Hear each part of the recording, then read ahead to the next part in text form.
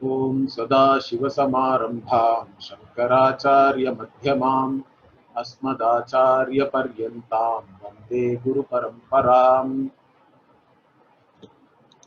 ओम वक्रतुण्डमहाकाय सूर्यकोटिसमप्रभ निर्विघ्नं कुरु मे देव सर्वकार्येषु सर्वदा। सरस्वती नमस्तुभ्यं वरदे कामरूपिणि विद्यारम्भं करिष्यामि सिद्धिर्भवतु मे सदा। गुरुर्ब्रह्मा गुरुर्विष्णुः गुरुर्देवो महेश्वरः गुरुः साक्षात् परं ब्रह्म तस्मै श्री गुरवे नमः। So we were looking at karma and how karma explains our day-to-day experiences.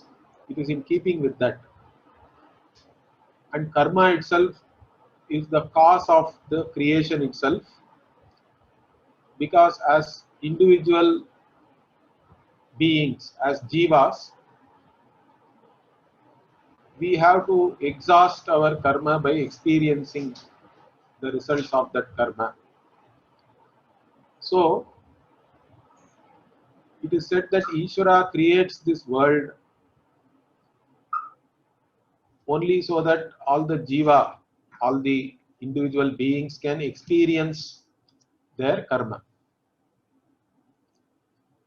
So, the karma itself is again looked upon as punya and papa. So, if you do something right, you immediately experience what is known as drishta phala. But there is also an adrishta phala, or unseen result, which accrues to your account. And that is what we call as karma. And that karma itself is of two types. If you do something right, punya accrues. And if you do something wrong, adharma, okay, then papa accrues. Punya fructifies later as a pleasant experience. Papa fructifies as a unpleasant experience. And then we also saw the relationship between karma and your free will in your life. So our life starts with a certain set of karma from the accumulated karma. The accumulated karma is called sanchita karma. And from that sanchita karma, whatever karma is to be expended or exhausted in this life, or which has started fructifying as this life, is the prarabdha karma. The prarabdha literally means that which has started. In this case, started to fructify. And whatever karma you are gaining in this life by either doing right or wrong, punya papa which you are gaining, it can later on fructify in this life or in another life. That is what is called agami karma. Three types of karma we can talk about. So the prarabdha karma with which your life has started is like the current of a river, or it's like a flowing river. We can take an analogy. And your free will is like the effort you are putting in. Like you are swimming in the river of prarabdha. So prarabdha is taking you somewhere, but you are also putting in effort, correct? So the final result is based on the prarabdha karma and your effort. Of course, it also depends on whether you want to swim with the current or against the current and all that. Okay. But it is a function of both. That's what we have to understand. All these things we saw in detail already. Even we had a discussion about all this good, bad, evil and all that. So in our understanding, in our tradition, there is no God and Satan and all that. That is all. There cannot be an equal reality to God, correct? There is no God and who is opposed by Satan and all that. That theology is not there in our case. In fact, everything is a manifestation of Ishvara, Bhagavan only. So even evil is part of Ishvara's order. Okay. So there is nothing which is not part of this order. And within the order only, we have the ability to misuse one's free will also. So misuse of free will also is part of the order. And if you misuse the free will, whatever we are facing as a consequence of that is also part of the order. So everything is part of Ishvara's order, and Ishvara, Bhagavan, is manifest as this order itself. And even things like tsunami, earthquakes and all that, we say that it is all, we have to take it as accumulated effects of misuse of free will of so many people or some powerful people and all that. Because we look at all our afflictions at three levels: Adhyatmikam, Adi Bhautikam, Adi Daivikam. With reference to oneself and one's physical body, there are afflictions. Then with reference to the surroundings, which is called Adi Bhautikam, also afflictions can be there. There are also afflictions which are all because of what the activities of Devas, we have to say. Devatas are there. Devatas also are like exalted beings. They have their own duties, you can say, their own role in this whole creation. And we are supposed to take care of the Devatas as part of our day-to-day life. And Devatas in turns are going to bless us. This is a mutually beneficial relationship. But if we do not take care of the Devatas, okay, and just want to enjoy everything here, disregarding this sacred ecology, let us say, then you have to face the consequences of that also. Okay, that is how we look at it. Of course, all these things are in the realm of belief only, but these are all believable, is what I'm telling you. In fact, one more question I got about which karma amongst the Sanchita karma starts this life. Okay, how it is decided and all that. So with reference to this, in fact, there is a clue in Bhagavad Gita and even in Brihadaranyaka Upanishad, but here I'm considering this Bhagavad Gita verse, which is in the, sorry, it's actually 8th chapter, not 18th chapter here. This is wrong. 8th chapter, 6th verse. Bhagavan says, Yam yam vapi smaran bhavam tyajatyante kalevaram tam tamevaiti kaunteya sada tadbhava bhavitaha. So here, Bhagavan says, Ho, son of Kunti. Okay, Kaunteya means son of Kunti.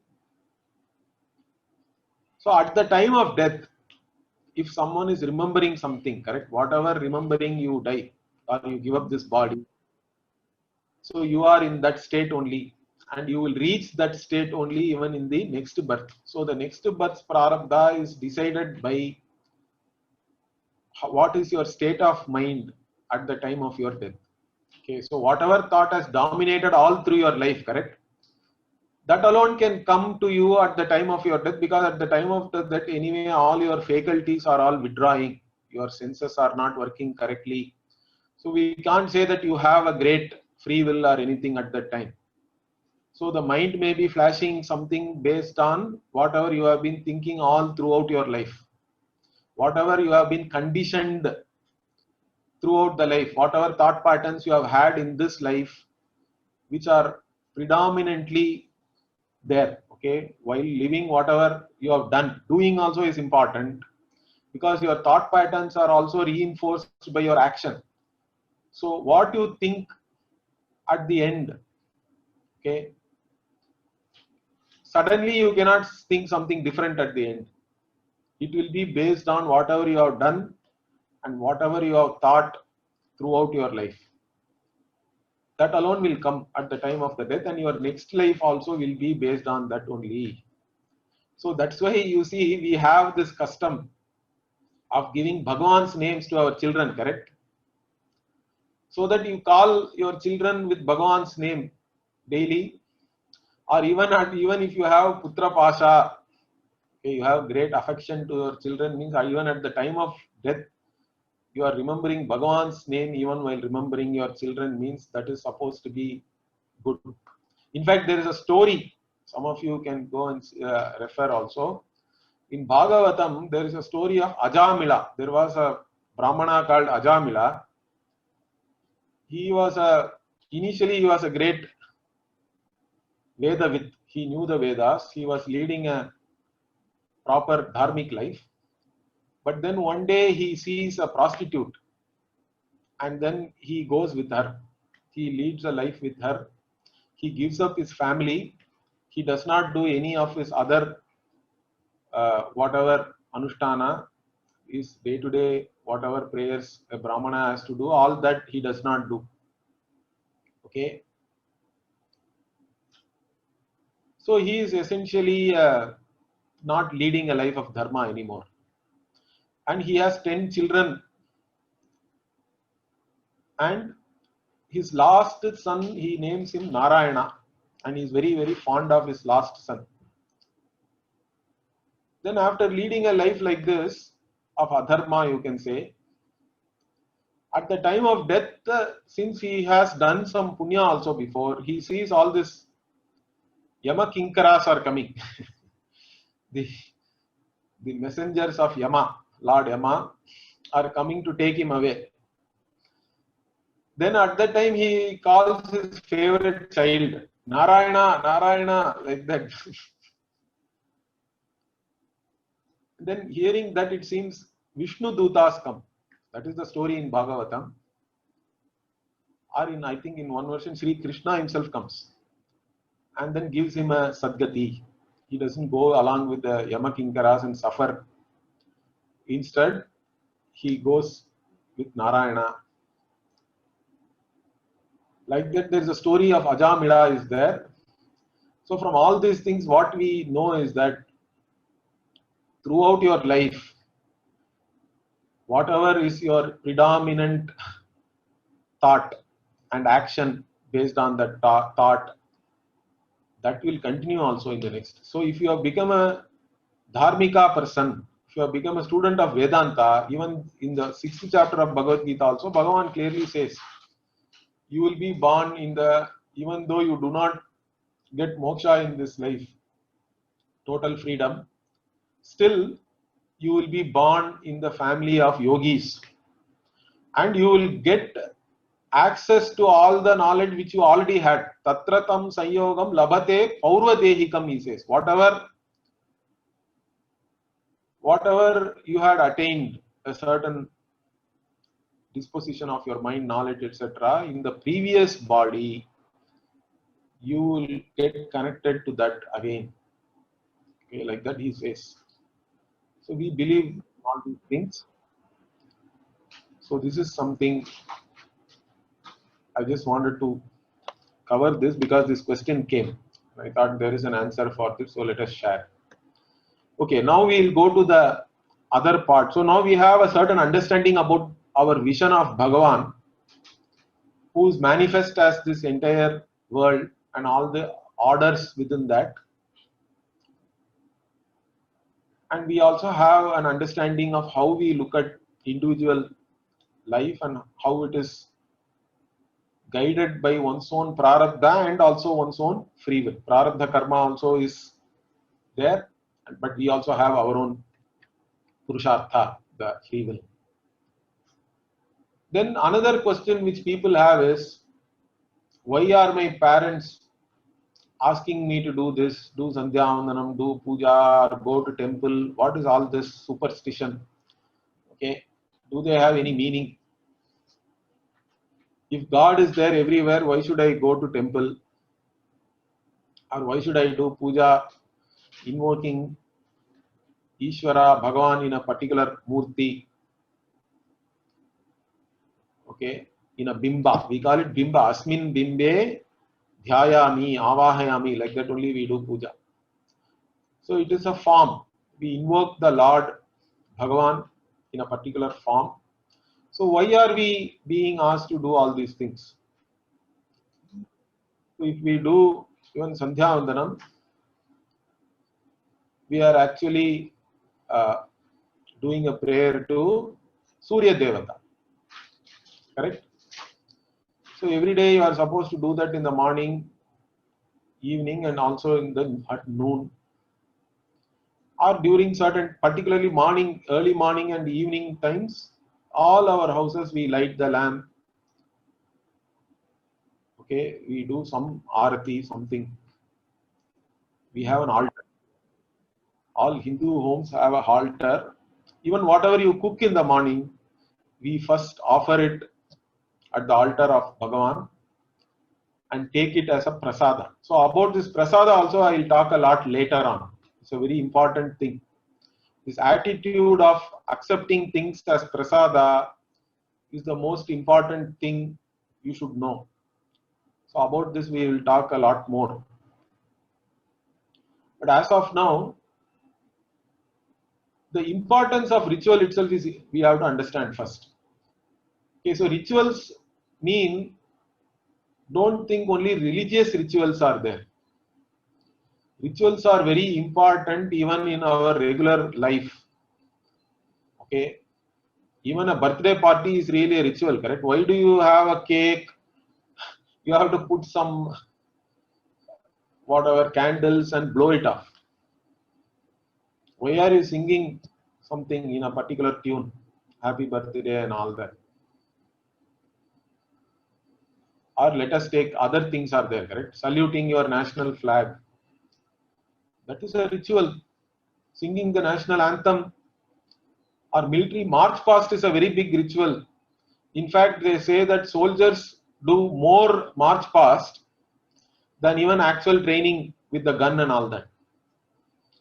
That is because they have to be trained to take orders. When your superior is ordering you to go and fight in the battlefield, you should be trained to do whatever he says without questioning. That's why this march past and all is very important. It's really a ritual.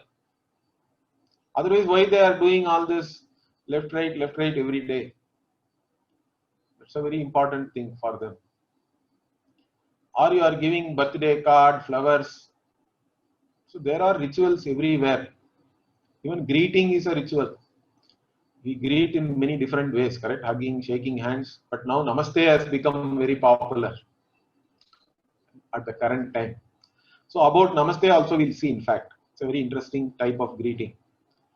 So the idea here is what? Our entire life is lived through expressing our emotions through forms. That is what we call a ritual. Okay. So when you are doing something,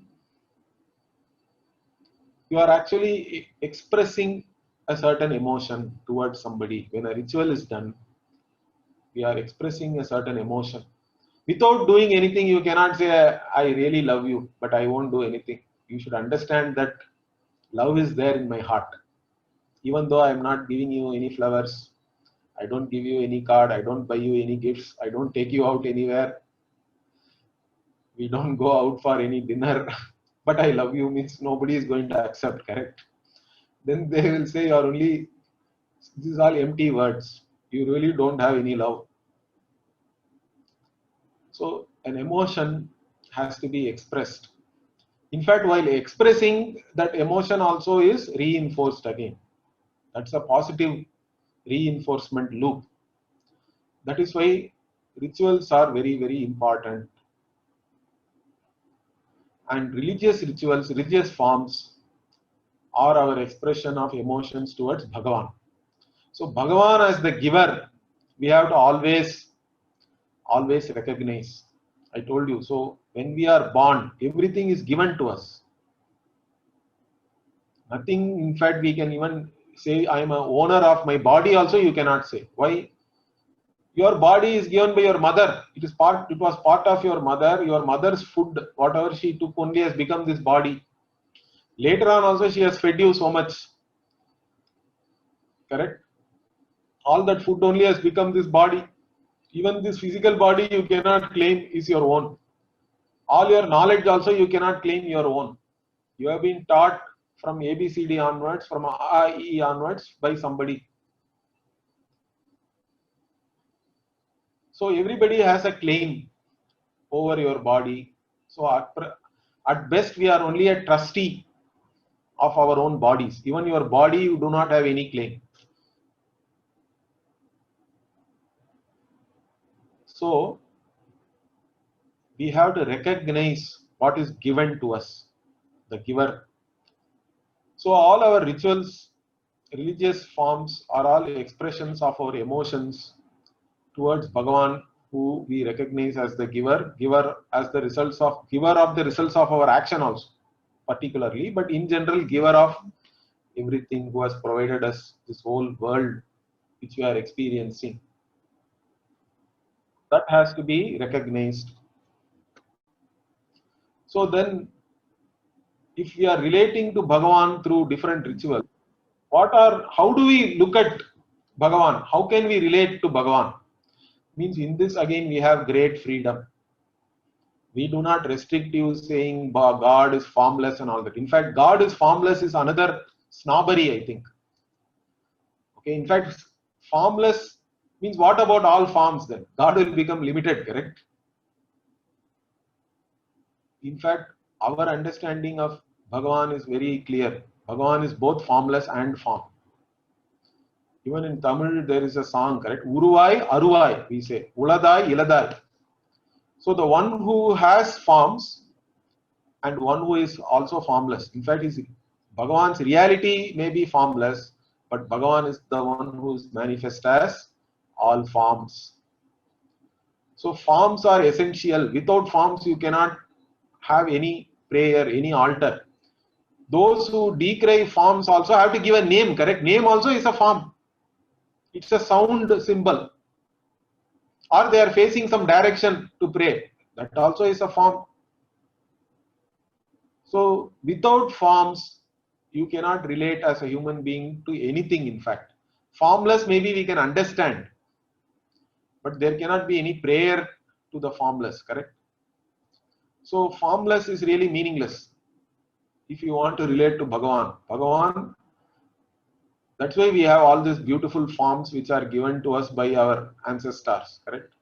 And we have freedom also in the way we relate to all these forms. And which one is your desired form? Ishta Devata we have. So your Ishta Devata can be Vishnu, Narayana, Shiva, Devi, Ganesha, or Kartikeya, all these Surya, Surya Narayana, whatever, like that. We have great freedom. And even with reference to a particular Ishta Devata, Bhagavan, that Ishta Devata only we look upon as Bhagavan, as all knowing, all pervading, all powerful. Whoever or whatever is your Ishta Devata, we look upon that Ishta Devata as Bhagavan. And we can relate as father, as mother, or as a master, okay, like Hanuman. Father, mother, lot of devotees are there. I cannot give a list, I think. But master and servant means Hanuman is a great example. Hanuman looked upon Rama and oneself as a Ramadasa. Okay. Or you can look upon Bhagavan as lover. Andal, Meera, Gopis, Radha. Many men also, in one parampara, they look upon themselves as women only, with reference to Bhagavan. And Bhagavan is their lover. Like that, they do the upasana, let us say. Or you can look upon Bhagavan as friend. Sudhama story is there in Bhagavatam. Sundarar is there amongst the Nayanmar. He sent Bhagavan as a messenger to his lover. Arjuna also looked upon Krishna as his friend for a long time. Okay. And in the battlefield, but he looked upon Bhagavan as his guru. He says, Shishyasteham, I am your Shishya, teach me, he says, Shadimam. So you can look upon Bhagavan as your friend, your brother also, Vibhishana, Guha, or as your guru. Manika Vachaka is a great saint. He looked upon Bhagavan as his guru. Arjuna looked upon Krishna as his guru. Or you can look upon Bhagavan as your partner. In fact, most businessmen do this. There is one custom in India, at least in South India, I think. Whenever they start a company, the first shareholder is Tirupati Balaji. Okay. So the deity in Tirupati, that deity, Balaji or Venkatesha, becomes the first shareholder in the company. Bhagavan is the shareholder in a company. In fact, they give every year dividend also, they will put it in the hundi there. So this custom is there. Bhagavan becomes the partner even in business. Nowhere else it is like that. In fact, only in India, even a movie is started. Okay, if you are starting a movie, they call it puja here in South India. And even in Bombay or Mumbai also, the Hindi film industry also, they do something like that only. Muhurat means they actually do a puja. So Bhagavan, you start everything with a prayer only, because you have to take, we are all practical people, correct? We have to take care of the unknown factor. So we take care of it by starting with a prayer and by having Bhagavan also as a partner in whatever we are doing. Hopefully not crime. Bhagavan cannot be a partner in your crime at least. But otherwise, Bhagavan can be your partner. There is no problem with that. Okay. So, Bhagavan as a partner or protector. Anyone in danger can invoke Bhagavan as a protector. Draupadi did it. She called out to Krishna when she was being disrobed in the royal court of Dhritarashtra and Duryodhana. And Bhagavan can be looked upon as child also. Yashoda knew Krishna was a child, but still she also knew him as the Bhagavan. But still she was able to treat him as a child. That is a great attitude. Or a wise man looks upon Bhagavan as not separate from oneself. And such a bhakti is supposed to be the greatest form of bhakti. Bhagavan Krishna in the Bhagavad Gita also talks about. In fact, Bhagavan Krishna talks about 4 types of bhaktas in general. So he says, Artaha means those who are in some kind of affliction, danger. Think of Bhagavan. Artha Bhakta means Draupadi. Artharthi means most of the others are all Artharthi. For some purpose, for some reason, they take Bhagavan like a partner. Whatever they want to accomplish, they invoke Bhagavan also as a partner and try to accomplish that act. But then only very few people want to know the real nature of who Bhagavan is. And those who want to know the nature of Bhagavan, such people are called Jignasu, the one who has the desire to know. Bhagavan is okay. Bhagavan is the creator of everything, has some kind of a power. But what is the nature of that Bhagavan? Is it anything different from myself? What is my nature? What is Bhagavan's nature? Is there any identity there? All these things one wants to know, means one becomes a Jignasu. You are not satisfied with taking Bhagavan's help or praying to Bhagavan. Now you want to know who is this Bhagavan? What is the nature of this Bhagavan? Such people are Jignasu. Jignasu means one who has a desire to know. In this case, to know Bhagavan's Swarupa, the nature of Bhagavan. Or one who has known that is a wise person, and that person is not separate from Bhagavan. Jnani to Atmaiva me matam. Like this. In the Bhagavad Gita, Krishna says, Jnani is Atmaiva, means Jnani, the one who knows my nature is not separate from me. In fact, even in Tamil, the great poet is there, Bharati. He wrote something called Kannan Paattu. You can go, and those who know Tamil can check out. So he looked upon Krishna as his friend, mother, father, servant, king, shishya, guru, child, lover, also as his beloved lady. Kannamma he gave the name. For Krishna he gave a name Kannamma and made her his lady love also. And also Krishna as his lord, ruler, as his Kuladevata, family deity, like that. He has written songs with all these bhavanas. So we have great freedom with which we can relate to Bhagavan. We can relate to Bhagavan in any form. We can relate to Bhagavan in all these manner, different manner. Whatever comes to you naturally, you relate to Bhagavan in that manner. That is something we have. Our tradition encourages. That is why it is so, in one way, pluralistic. Correct? We are not restricting you that you have to be only like this. God is only male sitting in heaven. Nothing like that. We have great freedom. Bhagavan is all forms.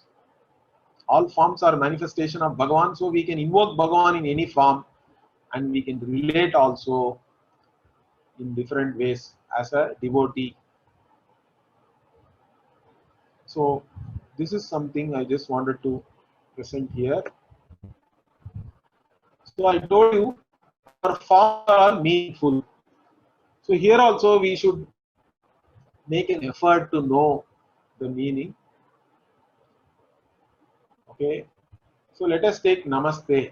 Namaste literally means what? Namaha te. Two words are there. Namaha means salutations, you can say. Salutations to you. Namaha te. Te means to you, my salutations. So, socially it is a greeting, correct? We greet everybody like this. Namaste. Or some people do like this also. Politicians do like this. But okay, we also do like this sometimes, or just like this. Namaste. So culturally means what? We also show respect with this. It is a form of respecting. It's not just a greeting between equals like that, but it is also a certain respect we are showing you by doing Namaste. It's a showing reverence because it is salutations to you we are saying. But if we see religiously, why are we saluting the other person? Why we are giving our salutations to the other? Means we are recognizing that everybody is a manifestation of the same Bhagavan. So if Bhagavan is there in me, the same Bhagavan is there in you also. So in fact, really, my salutations, although I'm giving salutations to you as an individual, but I'm also saluting Bhagavan who is manifesting in the form of you. Correct? So I bow down to that. And if we want to see even spiritually, some meaning also is there. What is that? So when we bring the left and right hand together, so they are all different. If you see it as two hands, they are different, correct? But they belong to only one body. You bring them together to show that they are one. Similarly, I am a separate individual.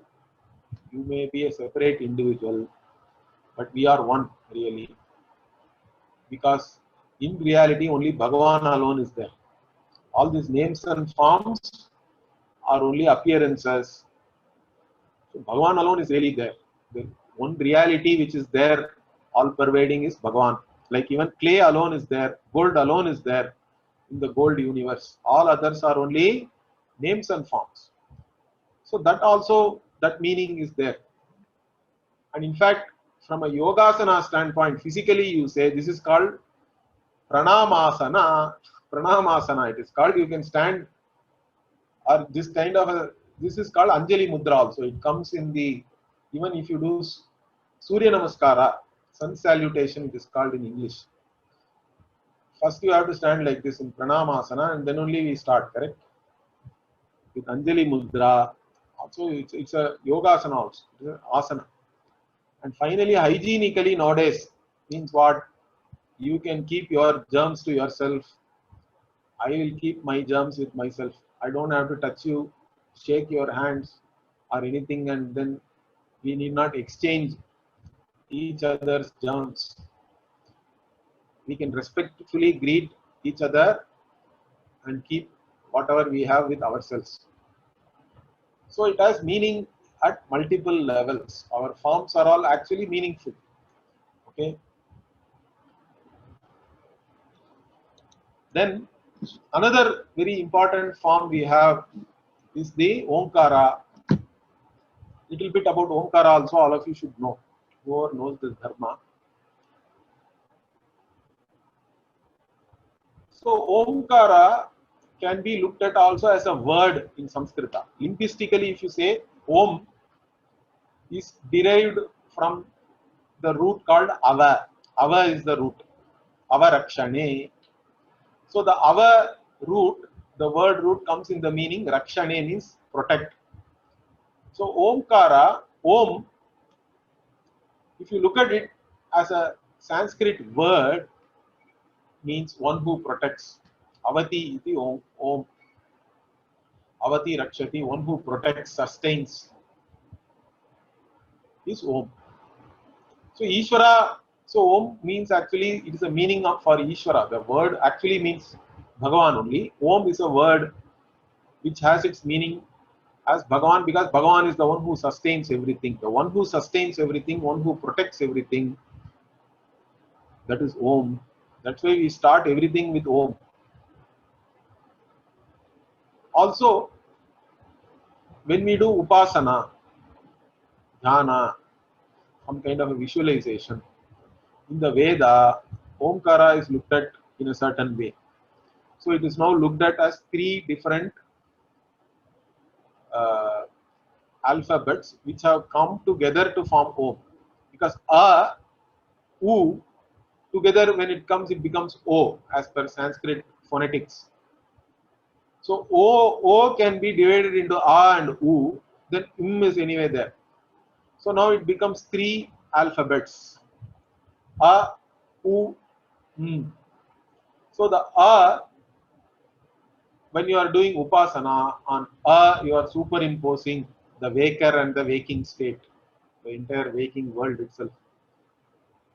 Then U sound you superimpose and visualize in that the dreamer and the dream state. And means everything is closed, everything is resolved.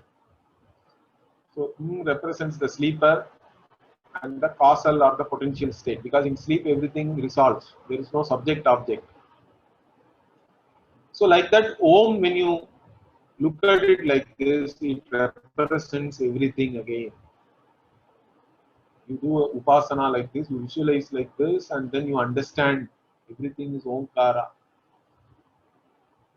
Even at an individual level also, all your experiences are Omkara, are Om. Collectively also everything is Om. And Om is the one reality. Om is the past, Om is the present, Om is the future also. Sarvam Omkara, like that. In the Mandukya Upanishad it is there. Bhutam Bhavad Bhavishyat Sarvam Omkara Eva. Everything is Om. So Om is looked upon as again everything, and that is again used in doing this Upasana, visualization and understanding. In the process you again understand everything has a one reality. And non-linguistically also Om can be looked at as a sound symbol, not as a word from any language. It is purely a sound symbol. It is not a word from Sanskrit or Tamil or whatever. Because even in India, many people claim that Om is from my language. There are some Tamil people who say Om is not a Sanskrit word, it is really a Tamil word. Like this, they are fighting. To get above all these fights, what we say, Om does not belong to any language, but it is still a sound symbol. How? Because as a sound symbol, it represents all words. Because if you want to represent Bhagavan with one word, that word itself should represent all words, correct? Then only that word can then represent Bhagavan. Because Bhagavan cannot be the meaning of any one word. If Bhagavan is the meaning of only one word, then Bhagavan will not be the meaning of the other word, correct? He will become limited. Bhagavan will become limited if Bhagavan is the meaning of only one word. If I say Bhagavan is only a pot, then what about cloth, what about table, what about all other things? There are a number of objects in the world. So Bhagavan cannot be the meaning of any one word.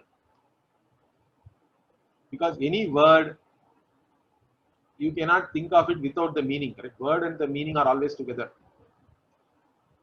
Once you understand something as a word, You always understand it with a particular meaning, and later on that word always is there along with the meaning only for you. Otherwise, it is simply some nonsensical sound. It is not a word really. But Om, without being a word in any language, can represent all words which are there in all languages. How? That's what we'll see. See, if you open your mouth, the only sound you get in any language, you can be a Tamilian, you can be from North India, you can talk Hindi, or you are from Europe, you are having some other language, French, English. Everybody, all these people, they open their mouth, don't do anything else, no other effort. The only sound you will get is ah, ah, ah is the basic sound. You open your mouth, the only sound which comes is ah. Then you close your mouth. In any language, the only sound you can make is what? Maybe as a musician, you can change the tone.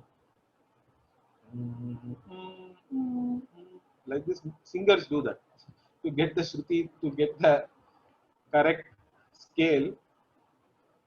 But still, it is all only. If you close your mouth, only. So that means what? All sounds are between ah and only. All words in all language are between ah and every other sound is in between, and sounds only make up words. So the in between sounds are all represented by oo. So Om as a non-linguistic symbol comprises a, oo and which becomes Om, and Om itself now represents all possible sounds which you can make, and that means it represents all words in all languages, and then it becomes a very apt symbol for Bhagavan, who is all pervading and who is manifest as all that is here, which we encounter in this world. Clear? So Om also is a great symbol. If you look at it linguistically also, it has a meaning. If you look at it as a symbol to do upasana, also it is available to visualize, or non-linguistically also you can look at it as a sound symbol, pratika, sound symbol which represents all the words in all languages, and therefore becomes an apt symbol for indicating or denoting Bhagavan. So these are all some examples. We will see more about our forms also. Then how do we relate to Bhagavan? So one of the most popular ways nowadays, see, previously they were doing very elaborate Vaidika rituals, yajnas, homas, all that at one point in time they were doing. Even today some people do. But otherwise, most of us, how do we relate to Bhagavan? By doing some puja, correct? Every Hindu can have an altar wherever you are. If you are a student living in a single room or sharing your room also, even one small shelf is enough for us. We can create an altar in one corner of a shelf, and then we can relate to Bhagavan there every day. And what is this? When we relate to Bhagavan, when we do puja, what do we really do? That also we have to understand, correct? So the puja itself is a form. And in puja, what do? We are actually treating Bhagavan as a guest. We are doing guest service only. Really, we are all hoteliers. We are doing Atiti Satkara. So how do we do in puja? First, you have to visualize whichever Bhagavan you are praying to, whom you want to come in that altar, correct? Who you want to invoke in that altar, you can say. You can visualize Bhagavan. There is a certain dhyana shloka always is there. That's why you tell a shloka and then you understand that meaning and you can visualize. For each devata, always there is a dhyana shloka is there, which tells you how many arms or hands that deity is having, what each hand is holding, all that. And every form of this devata is meaningful always. Okay. Individually, we may not be able to go into all the devatas, forms, and the meanings and all that, but I think if you make an effort there, you can easily understand. There is enough material. So in the puja, first we visualize Bhagavan, that is dhyana. Then you invite. Avahana means you are saying, you are giving an invitation. Please come and be present here during the time I do this puja. Okay, I want to invoke you in this altar and I want to pray to you. So please come here and be present for that time in this particular, whatever is the form. You can create a lump of turmeric and invoke Ganesha there. Correct? Or whatever you have the murti there, you can invoke the Lord in that. So once the Lord has come there, it is Lord only. It is no more turmeric. Understand that. You have invited Lord, Bhagavan is now present there. And then with that bhavana, correct? With that attitude only we know, look at it. So then you have to offer a seat, because anybody comes to your home means you have to ask them to sit. You wash their feet, you have to offer water and wash their feet. You have to also give water to wash their hands. We always welcome guests with some water and also to drink water, achamaniyam. Then you ask them to take bath. Bhagavan being Bhagavan can take bath even in milk, curd, honey, all that. That we cannot do that, I think. But we give, all that is abhisheka. We give a bath. Then you have to give vastram, dress. Then all kinds of decoration we do, alankara, with the sandalwood paste, with kumkumam, flowers, garlands of flowers. Then you give different jewelry also, abharanam. Then you praise that Ashtottara or whatever, 16 names, 24 names, 108 names, 1008 names. All Namavali is praise. You give also food, Naivedya, Tambulam also, betel leaf and nut. After food, it's not really dessert, but always we have something after the food, correct? Then after having food, everybody wants to rest. So Bhagavan also, now you are putting Bhagavan to rest, good mood, offer chhatra, chamara and all that, umbrella, fan. Why do you do all these things? After this only you tell your prayer. Now you are pleased. I have made you pleased. Please take care of this. Like this, we do the puja and prayer. It's a beautiful way to relate to Bhagavan. Once your prayer you have given, you can send Bhagavan back also. That is what we call Yatasthanam Pratishtapayami. Yatasthanam. From wherever you came, may you go back there only. I send you there back. That's why we can create a Ganesha from clay, do puja. Afterwards, finally, what? We can go and dispose of that Ganesha also in some river or well and all that, in some water body. So, like this, that is the idea behind puja also. Puja as a form is nothing but Atithi Satkara. It is about how we welcome our guests. We look upon Bhagavan like a guest, then we take care of Bhagavan. Okay, so now let us see whether we have come up to this point. Some questions will be there definitely. Let us take it up. Okay, it is sometimes difficult to say what is right and wrong. How can we decide? It was said that we should go and ask someone for advice on what to do. Okay, let's suppose you have to make a decision on your own on what action to take in a situation with very limited time and limited no resources, and you are unsure of which action is right and wrong. What do you do? Nowadays, with so much connectivity, someone or the other should always be available, I think. Even, let us say, if there is nothing is available, then prayerfully you have to make a choice, correct? That is why all this japa, every day, Gayatri japa we do, correct? We do prayer every day. One of the main prayers is what? We are asking Bhagavan to guide us.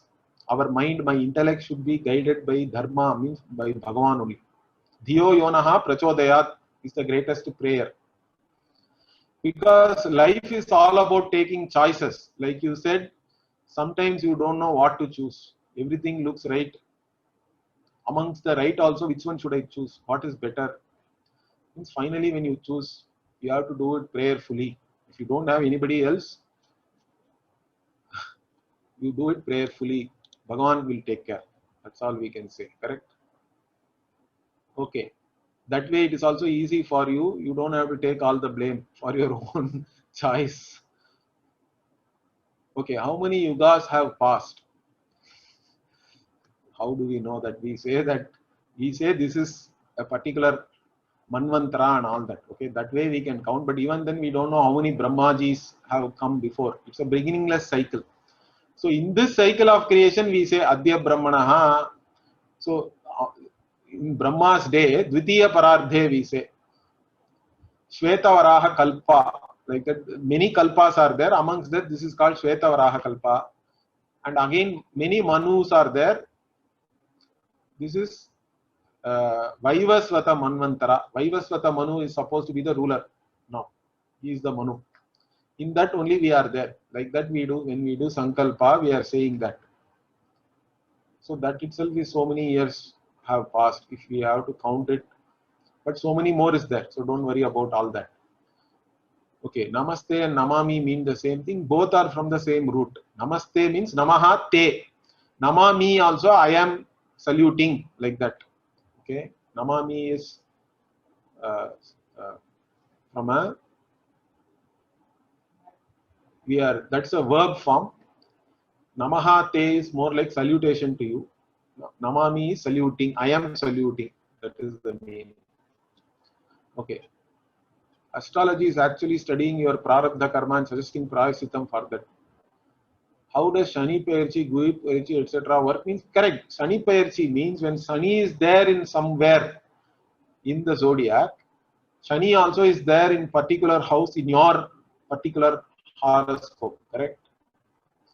So that is a model. When Shani and Guru are all there in particular positions in your horoscope, again there are many things are there. There is a Rashi chart is there, there is a Navamsha, like that, many different ways of looking at all these things are there. So you can predict from there what Prarabdha is going to fructify now or unfold now. Then that is why they will say again, now the Shani has come to a difficult position in your horoscope, or Shani is in a good position, he is going to give you this, that and all, they will say. So depending on whichever way, even if some of these grahas are there in a good position also, you can still do something to enhance that. Or if they say, no, it is sitting in a bad place and he is aspecting this house, which is not good, so do this, go and do dhanam to these people, do annadhanam, go to this temple and do puja, all that they will say. So it makes sense, correct? That's how it works. That is astrology. Okay. Okay, when I was talking about the Brahmin from Bhagavata Purana, you called his son's name Narayana. Okay, in spite of doing Papa in his life, he went to Vishnu Loka. Clear. Okay, similarly, I heard the story of a rishi who lived an ascetic life. Yeah, that is called Jadabharata. There was a rishi called Jadabharata. He was a great jnani, but he suddenly developed an attachment to a baby deer, and in fact, while dying, he was thinking about the deer. So he had to take another birth, and again, but later on he becomes a jnani. He carries a king in a palanquin, like that. The Bhagavata story is there. You can go and refer to that Jadabharata story. One of the Bharat, see, our country is called Bharata, correct? So there was a king called Bharata. But Bharata name was not only of a great king, even this great Jnani called Jada Bharata also was there. So even in one way we can say our country is called Bharata because of all these Bharatas who were there here. Okay. Okay. Can you throw some light on the significance of threads which we tie after it's undergone a puja from a temple? Does that protect with positive energy, and does such sacred threads have any time limit after which we need to remove it? So that is called a Raksha, correct? So we do tie Raksha. Even during Upakarma also, we tie a Raksha after we do all the Rishi, Devata, Tarpana and all that. That is supposed to be a protection only. Actually, there is no time limit as it is, but it can only last for so many days, right? You are taking bath every day and all that, but typically it can be there till the next time you do the same thing. Okay. Okay. What is there? Another thing, is there a difference in doing puja for a vigraham? I didn't get the question fully, but I think you are asking between difference of doing puja at home and at temple or something, I think. But actually, in temple we don't do every day. We need not do this avahana, because during the Kumbhabhisheka only we do the prana pratishtha and avahana and all that. So in temple straight away you can do dhyana and then do asanam samarpyami, and then we can do. But the puja paddhati is the same. Even in the temple puja also it is only Atithi Satkara. How do you achieve your goals in life? We will cover this later. Why are we sending back Bhagwan after puja is over? Because you cannot keep Bhagwan in the same turmeric, correct? It will get spoiled. So we don't want to keep Bhagwan in a spoiled turmeric. So that altar itself is temporary. That is the whole idea. See, we don't want to restrict Bhagwan to an altar. Altar is only a convenience for us to invoke and do the puja, to do worship. Once worship is over and our prayer we have done, then we free Bhagavan. Let Bhagavan go from wherever he or she came. Okay, where does Bhagavan come in the context of Prarabdha fructifying and Papa Punya fructifying? Means yes, Bhagavan only we look upon as the giver, as the results of action, because we still don't know which Papa and Punya is fructifying. Correct? So that Bhagavan only is doing that. And Bhagavan only is anyway manifest as that order itself. That way also we can look at it. Because even gaining Papa Punya and again exhaustion of Papa Punya also is part of a certain order. Okay. Related to Mahabharata, is Bhishma Acharya considered to have done dharma or adharma? It is adharma only. That's what. See, even a great person like Bhishma, for him, his word became more important than even. And his word was that I will be always supporting the throne of Hastinapura.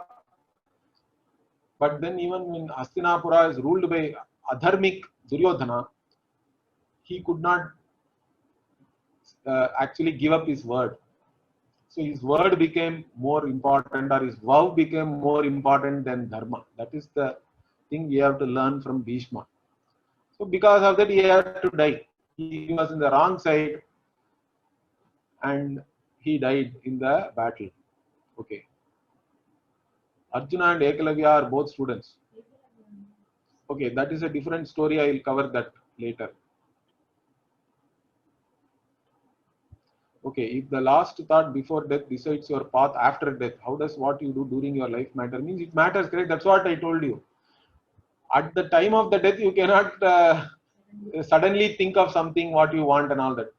Okay, now I want to go to Swarga, so let me think about Swarga while I am dying. Dying means it is not going to work. Understand that.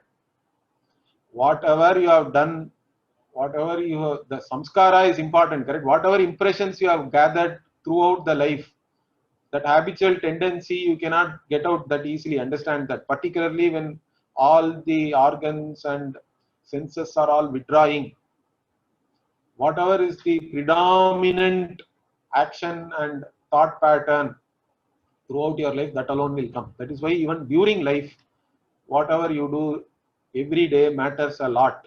Is that clear? Okay, when I do puja not knowing much about the vidhi and rituals, but if I do with full faith and yeah. But if you have full faith and devotion, you should also take the responsibility of doing it properly, correct, and learning it. So initially maybe you can start, but you should not give this as a excuse for not learning how to do it properly. Is that clear? If there is a vidhi, then you learn it. It is even more important if you are a devotee, correct? So, okay, so I think we can, I think I've almost answered all the questions. We'll continue next Saturday, okay? Om Purnamadah Purnamidam Purnat Purnamudachyate Purnasya Purnamadaya Purnamevavashishyate. Om Shanti Shanti Shanti. Harihi Om Shri Gurubhyo Namaha. Harihi Om.